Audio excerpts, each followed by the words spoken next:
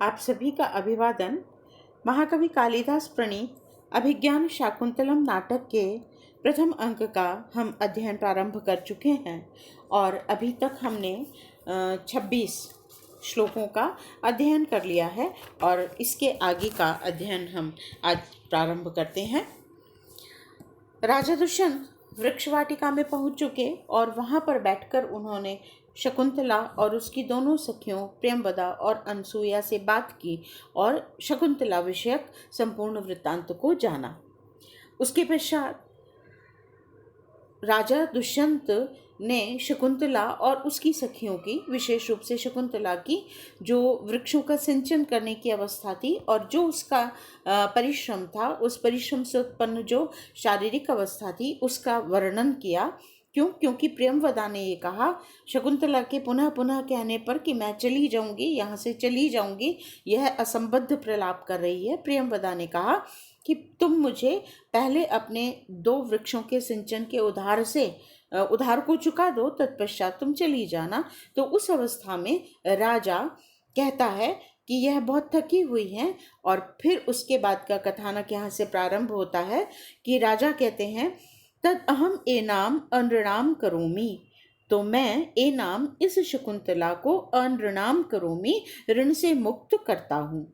ये बहुत थकी हुई हैं, परिश्रांत हैं, हाथ लाल हैं, कंधे झुके हुए हैं, श्वास फूल रहा है, मुख पर पसीने का जाल है, जो हम पिछले श्लोक में पढ़ाए हैं। तो इसलिए इन परिश्रांत अत्र भवती, इन कल्याणी को मैं अनृणाम करोमि, ऋण मुक्त कर देता हूँ। इति अंगुलियम दातुम इच्छति, ऐसा कहकर वह अपनी अंगुलियक को अर्थात अंगूठी को दातुम इच्छति देना चाहता है। उभे उभे दोनों, कौन दोनों? अनुसुया और प्रियंवदा दोनों ही नाम मुद्राक्षराण्यन्वाच्य परस्परम अवलोकयतः। नाम मुद्राक्षराणि, जो मुद्रा है, अंगुली है, अंगूठी है, उस अंगूठी के ऊपर जो अक्षर छपे हुए हैं, उन अक्षरों को अनुवाच्य वाचन करके, पढ़कर परस्परम अवलोक्यता, एक दूसरे की ओर देखती हैं। क्योंकि अंगूठी के ऊपर दुष्यंत लिखा हुआ है, तो वे दोनों उस नामांकित मुद्रिका को देखती हैं, नाम को पढ़ती हैं और तब फिर एक दूसरे की ओर देखती हैं। राजा उन दोनों के भावों को पहचान जाता है, इसलिए कहता है अलम अस्मान अन्यथा संभाव्य, अस्मान हमारे विषय में, अन्यथा संभाव्य कुछ भी अन्यथा सोचने से अलम बस कीजिए। समझ जाता है कि इन्होंने मुझे पहचान लिया कि मैं दुष्यंत हूँ, तो कहता है अलम अस्मान संभाव्य अन्यथा, अस्मान मेरे विषय में अन्यथा संभावना करने से बस कीजिए, अर्थात मुझे राजा दुष्यंत न समझें। राज्ञ परिग्रहो अयम, राज्ञ राजा का षष्ठी विभक्ति का रूप है, राज्ञ एक वचन, राजा का परिग्रहो अयम इति, यह तो राजा का परिग्रह है, राजा की कृपा है। राजपुरुषम माम अवगच्छत, माम मुझे राजपुरुषम अवगच्छत, राजपुरुष जानो, राजपुरुष समझो। वाच्यार्थ तो इसका यही है कि दुष्यंत कह रहे हैं कि मैं ये अंगूठी, इसे देखकर यह मत समझो कि मैं दुष्यंत हूँ, यह तो राजा ने कृपा कर मुझे प्रदान की थी, मुझे तो आप राजपुरुष ही जानिए। लेकिन यहाँ वस्तुतः ध्वनि क्या है कि राज्ञः परिग्रहो अयम इति, यह अंगूठी देना वस्तुतः राजा का परिग्रह है, आप पर राजा की कृपा है। माम राजपुरुषम अवगच्छत, मुझे राजपुरुष समझो, अर्थात मुझे राजा ही समझो, और मैं जो ये अंगूठी दे रहा हूँ तो यह राज्ञः परिग्रहो अयमिति, यह राजा की कृपा है, अर्थात राजा की कृपा से अब यह ऋण मुक्त कर दी जा रही है। ये ध्वन्यार्थ है, तात्पर्यार्थ यही है कि वह अपने आप को छुपा लेता है। प्रियंवदा कहती है तेन ही न अर्हति एतद अंगुलीयकम अंगुली वियोगम, तेन ही उस कारण से, तो अर्थात यदि यह राजा का अनुग्रह है, राजा की कृपा है, तो न अर्हति योग्य नहीं है, एतद अंगुलीयकम यह अंगूठी, अंगुली वियोगम अंगुली से वियुक्त होने के योग्य नहीं है, अर्थात आप इसे न उतारें, पुनः धारण कीजिए। आर्यस्य वचनेन अनृणाम इदानीम एषा, आर्य के वचन मात्र से ही एषा अनृणाम, इदानीम इस समय, अनृणा हो गई है अर्थात ऋण से मुक्त हो गई है। आर्य के वचनों से ही यह ऋण मुक्त हो गई है। कोई बहुत बड़ा ऋण तो है नहीं, धन संपत्ति का ऋण तो है नहीं, केवल मात्र 2 वृक्षों के सिंचन का है, और वह भी अपनी प्रिय सखी के विषय में है, और वह भी कथन मात्र के ही लिए था ताकि वह शकुंतला को रोक सके। तो कहती है कि आपने कह दिया और हमने मान लिया, तो यही बस इसके ऋण मुक्त होने की प्रक्रिया है। आप अंगूठी को अपनी उंगली से वियुक्त न करें। किंचित विहस्य, और फिर कुछ हंसकर शकुंतला से कहती है, हला शकुंतले सखी शकुंतला मोचितासी अनुकंपिना आर्येण अथवा महाराजेन। हला शकुंतले सखी शकुंतला अनुकंपिनः आर्येण, दया से युक्त आर्य के द्वारा, अथवा महाराजेन, अथवा स्वयं महाराज दुष्यंत के द्वारा ही मोचिता असी, छुड़ा दी गई हो, ऋण मुक्त कर दी गई हो। हला शकुंतले सखी शकुंतला अनुकंपिनार्येण, अनुकंपा से युक्त या दयालु आर्य के द्वारा, सज्जन पुरुष के द्वारा, अथवा महाराजेन, अथवा स्वयं महाराज दुष्यंत के द्वारा, मोचितासी, छुड़ा दी गई हो अर्थात ऋण मुक्त कर दी गई हो। गच्छदानीम, अब तुम जा सकती हो। अब शकुंतला आत्मगतम, अपने मन में सोच रही है, यदि आत्मना प्रभविष्यामि, यदि मैं स्वयं के विषय में प्रभविष्यामि, समर्थ हो पाऊं तो, अर्थात वह स्वयं भी वहां से जाना नहीं चाहती है, केवल व्याज कर रही है या उसे सिर्फ धमका रही है कि मैं चली जाऊंगी चली जाऊंगी। तो जब वह कहती है कि अब तुम जा सकती हो, तो स्वयं शकुंतला मन में सोचती है, अगर मैं जाना चाहूंगी तभी तो चली जाऊंगी, मैं तो स्वयं ही जाने के लिए उत्सुक नहीं हूँ। यह अपने मन में सोचती है। और प्रकाशम, प्रकाश में क्या कहती है, का त्वं विसर्जितव्यस्य रोध्यव्यस्य वा, का तुम कौन हो, विसर्जितव्यस्य, मुझे विसर्जित करने वाली अर्थात भेजने वाली, रोद्धव्यस्य वा, अथवा मुझे रोकने वाली। मैं स्वयं अपने विषय में समर्थ हूँ, तो मैं स्वयं ही निर्णय लूंगी कि मुझे जाना है या नहीं जाना है। तो एक तरह से उसे डांट देती है कि तुम कौन होती हो, मुझे भेजने वाली अथवा मुझे रोकने वाली। अब राजा अकस्मात शकुंतला के भावों को पुनः देखता है, तो शकुंतलाम विलोक्य, शकुंतला की ओर देखकर आत्मगतम, अब अपने मन में सोच रहा है, किम्नु खलु, क्या यह, यथा वयम अस्याम, जैसे हम इसके प्रति, अर्थात जैसे मैं दुष्यंत इस शकुंतला के प्रति, एवं इयम, वैसे ही क्या यह, इयम अपि, क्या यह भी, अस्मान प्रति, हमारे प्रति अर्थात मेरे प्रति, स्यात्, होगी। किम्नु खलु, किम्नु खलु, क्या यह, यथा वयम, जैसे हम, अस्याम प्रति, अस्याम एव, इसके प्रति, इयम अपि, वैसे ही यह भी, अस्मान प्रति, हमारे प्रति, स्यात्, होगी, अर्थात जैसे मैं इसके प्रति अनुरक्त हूँ, ऐसे ही क्या यह भी मेरे प्रति अनुरक्त है। अथवा लब्ध अवकाशा में प्रार्थना, अथवा में प्रार्थना, मेरी प्रार्थना को लब्ध अवकाशा, अवकाश प्राप्त हो गया है, मेरी प्रार्थना अवकाश से युक्त हो गई है अर्थात स्वीकृत ही है, जो मैं समझ रहा हूँ वह उचित ही है। कुतः, क्योंकि वाचम न मिश्रयति, यद्यपि मद्वचो भी कर्णम ददाति अभिमुखम मयि भाषमाणे, कामम न तिष्ठति मद आनंद सम्मुखी न भूयिष्ठम अन्य विषया न तो दृष्टिर अस्याः। कामम, वाचम न मिश्रयति, यद्यपि मदवचो भी, यद्यपि, भले ही, यद्यपि, मदवचो भी, मेरे वचनों से, यह शकुंतला, वाचम न मिश्रयति, अपने वाणी को, अपनी बात को, न मिश्रयति, नहीं मिलाती है, अर्थात मुझसे प्रत्यक्ष संभाषण नहीं करती है। यद्यपि वाचम, मदवचो भी, मेरे वचनों में, वाचम न मिश्रयति, अपनी वाणी को नहीं मिलाती है अर्थात प्रत्यक्ष संभाषण नहीं करती है, किंतु मयि भाषमाणे, मेरे बोलने पर, मेरे वार्तालाप करने पर अभिमुखम कर्णम ददाती, कर्णम कानों को, अभिमुखम ददाती उधर ही देती है, अर्थात संपूर्ण ध्यान के साथ मेरी बात को सुनती है। किंतु मई भाषमाणे, मेरे बोलने पर, अभिमुखम मेरी ओर ही, कर्णम ददाती कानों को देती है, कानों को लगाती है। कामम भले ही मद आनन सम्मुखीना न तिष्ठति, मद आनन मेरे मुख के सम्मुखीना सम्मुख होकर, न तिष्ठति नहीं बैठती है। तू किंतु अस्याः दृष्टि, इस शकुंतला की दृष्टि, अन्य विषया अन्य विषयों के प्रति भूयिष्ठम न, बहुत अधिक नहीं है। यद्यपि, फिर से देखिए एक बार, यद्यपि मदवचो भी, यद्यपि मेरे वचनों से यह वाचम न मिश्रयति, अपनी वाणी को नहीं मिलाती है, प्रत्यक्ष संभाषण नहीं करती है। किंतु मई भाषमाणे, मेरे बोलने पर, अभिमुखम मेरी ओर ही, कर्णम ददाती कानों को देती है, अर्थात ध्यान लगाकर मेरी बात सुनती है।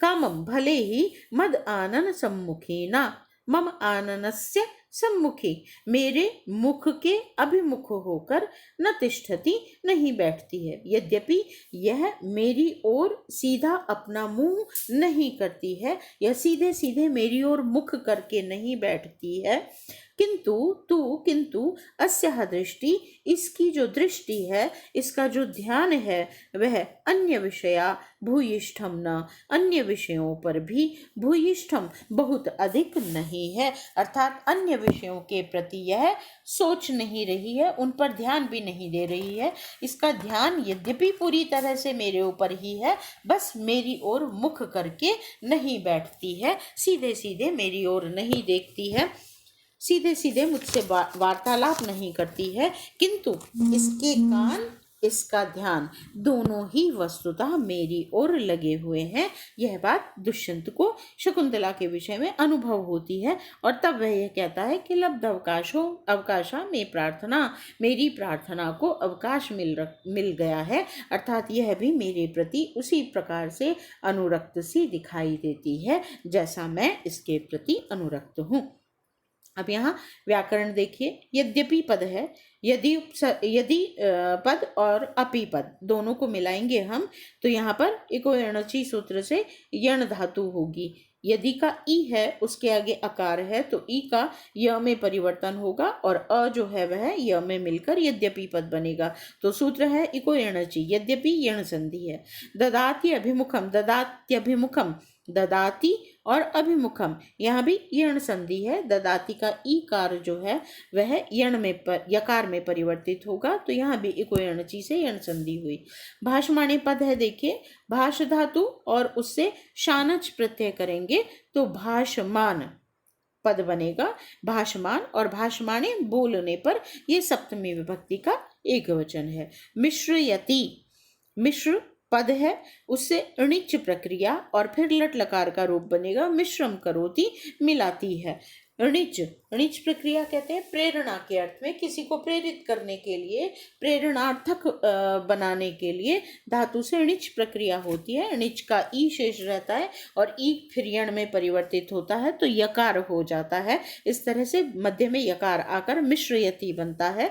मिश्र णिच और उससे लट लकार प्रथम पुरुष एक वचन का रूप बनेगा, मिश्रयति। मद आनन सम्मुखीना, मम आननस्य सम्मुखीना, षष्ठी तत्पुरुष समास है। मम आननस्य, मेरे मुख के, सम्मुख, तो यहाँ पर षष्ठी तत्पुरुष समास हो गया। सम्मुख पद देखिए, समुपसर्ग है, मुख यहाँ पद है, उससे ख प्रत्यय करेंगे, ख का ईन आदेश होगा और फिर टाप लगाकर सम्मुखीना रूप बनता है। इसी तरह से भूयिष्ठम पद है, बहु यहाँ शब्द है और उससे इष्ठन प्रत्यय करेंगे। श्रेष्ठता के अर्थ में इष्ठन प्रयोग किया जाता है, सर्वाधिक के अर्थ में इष्ठन का प्रयोग होता है। तो बहु को यहाँ पर भू आदेश होता है।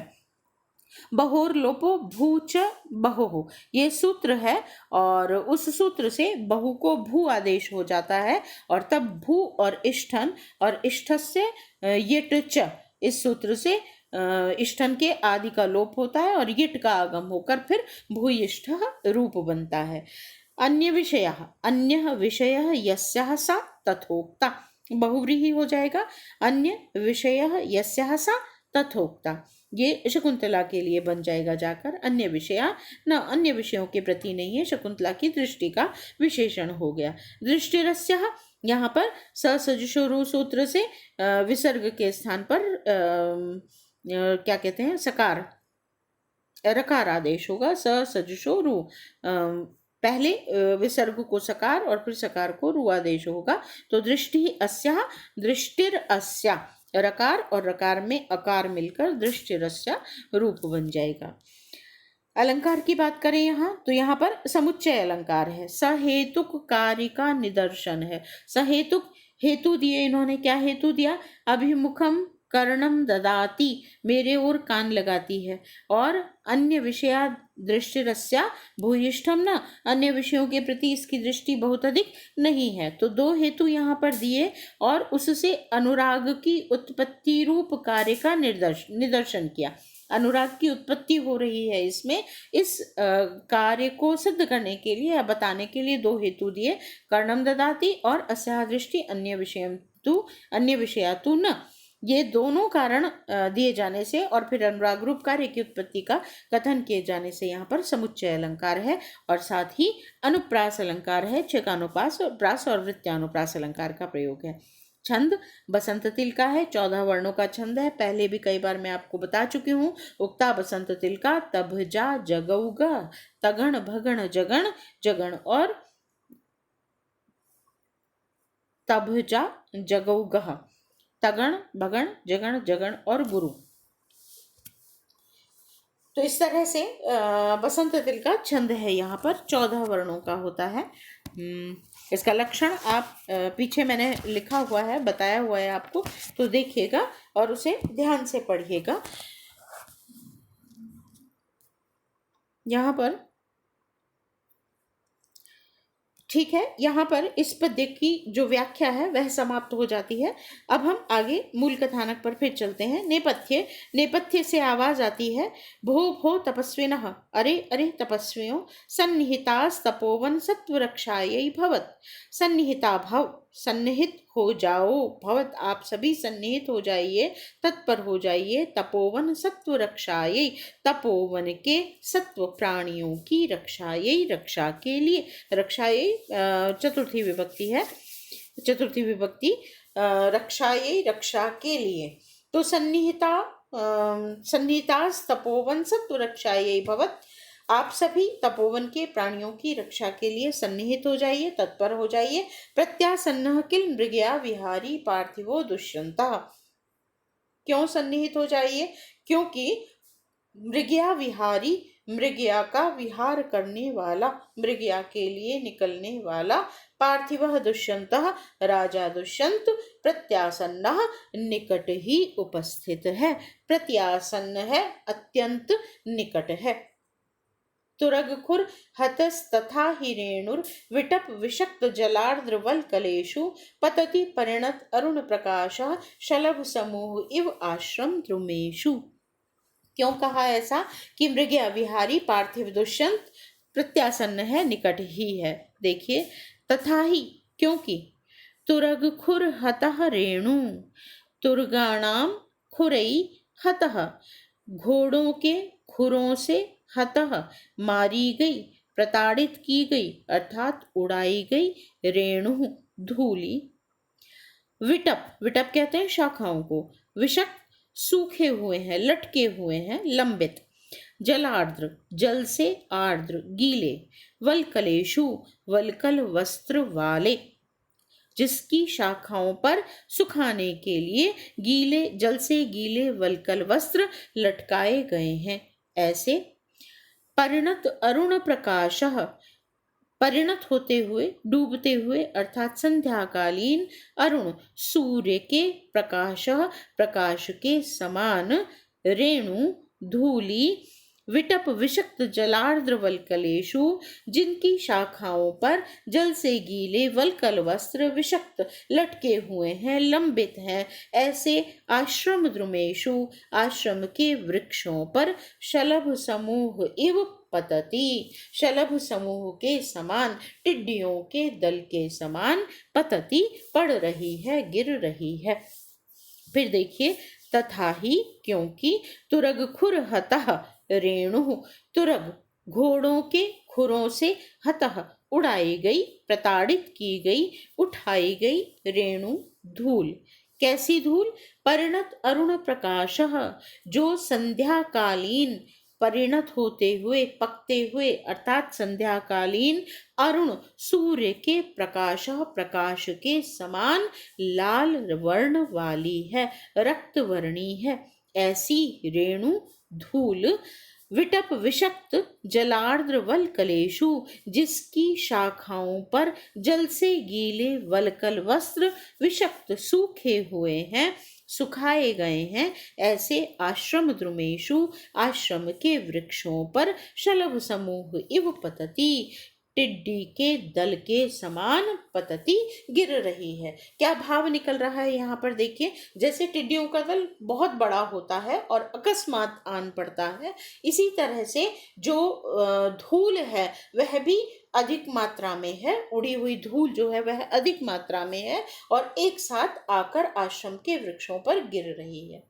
जैसे टिड्डियों का दल फसल के लिए हानिकारक होता है, ऐसे ही यह उड़ती हुई धूल जब वृक्षों पर गिर रही है तो वह जल से गीले वल्कल वस्त्रों के लिए और तपोवन के लिए भी हानिकारक है। यह बात यहाँ इस पद्य के माध्यम से मुखरित हो रही है। इसलिए प्रत्यासन्न मृगया विहारी दुष्यंत को जानते हुए, समझते हुए तपोवन के प्राणियों की रक्षा के लिए आप सभी सन्निहित हो जाइए, यह कहा गया।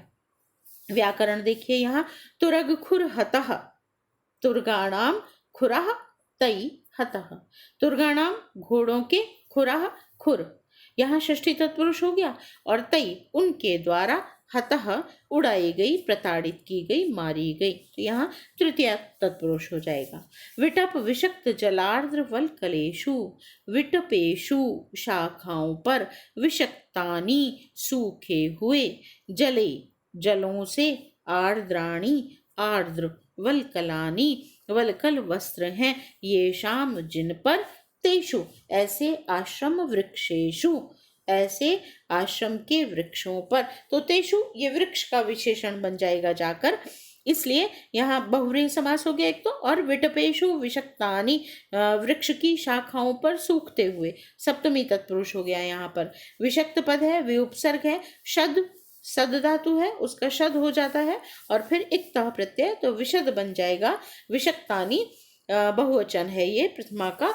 जले जल से, आर्द्राणि गीले, तो जल से गीले यहाँ तृतीया तत्पुरुष हो गया।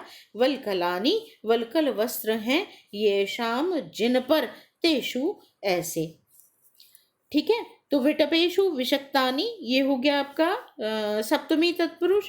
जलार्द्र जलई आर्द्राणि तृतीय तत्पुरुष। वल्कलानि विषक्तानि वल्कलानि ये शाम, तेषु ऐसे उन वृक्षों पर, और सप्तमी विभक्ति का रूप बनाइए तेषु। आश्रम वृक्षेषु विशेषण और वृक्ष बन जाएगा विशेष्य। परिणत अरुण प्रकाशः पद्य है, देखिए परिणतस्य अरुणस्य प्रकाशः यस्य सः, प्रकाशः इव प्रकाशः, प्रकाशः इव वर्णः यस्य सः, धूल का विशेषण है, ये रेणु का विशेषण है, बहुव्रीहि समास है। परिणतस्य अरुणस्य प्रकाशः इव वर्णः यस्य सः, परिणत होते हुए संध्याकालीन सूर्य के प्रकाश के समान है वर्ण जिसका, ऐसी धूली। तो परिणतस्य अरुणस्य प्रकाश षष्ठी तत्पुरुष हो गया। यहाँ परिणत पद है, परिउपसर्ग है, उससे नम धातु से इक्ता प्रत्यय और रकार के कारण न को ण आदेश हो जाएगा। इससे पहले भी एक बार पढ़ाते समय परिणत पद आया था और वहाँ गलती से नम के स्थान पर णम बोला गया है, मुझे ऐसा स्मृति में आ रहा है, ध्यान पड़ रहा है, तो उसे भी आप करेक्ट कर लीजिए, सुधार कर लीजिए कि नम है, मूल धातु है नम, और एक ही पद में जब एक ही पद में जब रकार और शकार हो तो उनसे परवर्ती जो नकार होता है उस नकार को ण आदेश हो जाता है। रसाभ्याम नोर्णः समान पदे सूत्र से तो न के स्थान पर ण हो जाता है क्योंकि परी में रकार विद्यमान है। उसके लिए अगला एक सूत्र और भी है, अटकुप्वांगनुम व्यवाये अपि, कि इन वर्णों का व्यवधान भी अगर होता है तो भी नकार को णकार आदेश हो जाता है, इसलिए न का न होगा, ई का व्यवधान रहने पर भी न को ण आदेश होगा और तब परिणत पद बनेगा। परिणतस्य अरुणस्य प्रकाशः इव वर्णः यस्य सः। और कहाँ, आश्रम द्रुमेषु, आश्रमस्य द्रुमेषु, आश्रम के वृक्षों पर, षष्ठी तत्पुरुष हो जाएगा, यहाँ पर लिखा है, लिखा नहीं है, लिखने से रह गया है, तो आश्रमस्य द्रुमेषु, आश्रम के वृक्षों पर, और उसका सप्तमी विभक्ति का रूप बना बहुवचन का आश्रम द्रुमेषु। अब अलंकार देखें यहाँ पर, तो परिणतारुण प्रकाशः, परिणतस्य अरुणस्य प्रकाशः यस्य सः, प्रकाशः इव वर्णः यस्य सः, ये हमने कहा वर्णः इव यस्य सः, यहाँ पर इस उपमावाचक इव का लोप कर दिया गया है, इसलिए परिणत अरुण प्रकाश संध्याकालीन सूर्य के समान रक्त वर्णी, तो यहाँ जो इव है, समान है, जो वाचक शब्द है उसका लोप होने के कारण यह लुप्तोपमा अलंकार है। शलभ समूह इव, यहाँ पर श्रौति उपमा का प्रयोग किया गया है। शलभ समूह इव, टिड्डियों के दल के समान, शलभानाम समूह इव, शलभों के, टिड्डियों के, षष्ठी तत्पुरुष हो जाएगा उसमें भी। इसके अलावा संसृष्टि अलंकार है, परस्पर निरपेक्ष हैं ये दोनों, इसलिए यहाँ पर संसृष्टि अलंकार कहलाएगा। और काव्यलिंग अलंकार भी संभावित किया जाता है, काव्यलिंग भी कहा जाता है कि यहाँ पर कार्य कारण भाव का वर्णन है, तुरग खुर हतः आदि में कारण कहा गया है, इसलिए आप सन्निहित हो जाइए, सावधान हो जाइए। तो कारण का कथन करने के कारण काव्यलिंग अलंकार भी कहा जाता है, और कुछ आचार्य यहाँ पर अप्रस्तुत प्रशंसा अलंकार भी कहते हैं, किंतु लुप्तोपमा, श्रौति उपमा और संसृष्टि ये निश्चित रूप से हैं, और काव्यलिंग भी यहाँ पर आप संभावित कर सकते हैं। छंद है यहाँ पर पुष्पिताग्रह छंद है, यद्यपि इसके जो बीए द्वितीय वर्ष का, स्नातक द्वितीय वर्ष के पाठ्यक्रम में आपके पुष्पिताग्रह छंद नहीं है, लेकिन फिर भी छंद है और महत्वपूर्ण छंद है, तो आप उसे पढ़ लीजिए। इसका लक्षण आदि देखिएगा, अगर आपके सिलेबस में है, पाठ्यक्रम में है तो ही याद कीजिएगा, अन्यथा आवश्यकता नहीं है। लेकिन समझ लीजिए, अयुजी नयुग रेफ तो यकारो युजी च नजो जर्गाष्ट्र पुष्पिताग्रा। अयुजी जो युज नहीं है, सम नहीं है, अर्थात जो विषम चरण है, अर्थात पहले और तीसरे चरण में न युग, नकार का युग्म अर्थात दो बार नगण, नगण नगण, और रेफ्तो का मतलब रगण, रकार, तो नकार, नकार और रकार अर्थात नगण, नगण और रगण हो, और यकारो यगण हो। युजीचे और युजीचे, युजी में अर्थात सम चरणों में, नजो नगण जगण, जर्गाश जगण और रगण हो, तो वहां पर पुष्पिताग्रह छंद होता है। अयुजी प्रथम और तीसरे चरण में नगण, नगण, रगण और यगण हो, तथा युजीच युज में अर्थात सम चरणों में यानी द्वितीय और चतुर्थ चरण में नगण, जगण, जगण, रगण और एक गुरु, जरगाश्च जगण और गह गुरु, एक गुरु हो, तो वहां पर पुष्पिताग्रह छंद कहा जाता है, पुष्पिताग्रह छंद होता है। ठीक है, आज के लिए इतना ही, धन्यवाद। अब इस अंक के केवल 2 श्लोक और बचे हैं, उन्हें अगले वीडियो में पढ़ेंगे और तब आपका यह प्रथम अंक